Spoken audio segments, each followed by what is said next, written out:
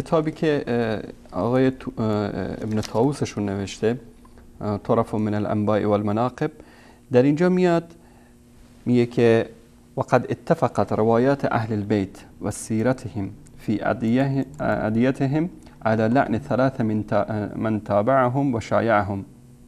میگه که اتفاق داره روایات اهل بیت و سیرتشون و دعایی که از اونها نقل شده بر لعن نمودن 3 شخص و کسانی که اونها رو متابعت کردن و از اونها پیروی کردن.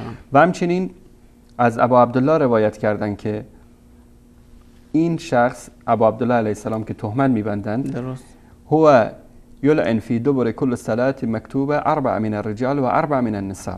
بعد از هر نماز 4 مرد و 4 زن رو چیکار میکنه؟ لعن میکنه. التیمی و العدوی و معاویه و فلانه و فلانه و هند و ام مکتوم. اینجا فلانه و فلانه طبعا منظور عایشه و حفصه است و تمیمی که ابوبکر صدیق است و العدوی که عمر فاروق است و عثمان و معاویه.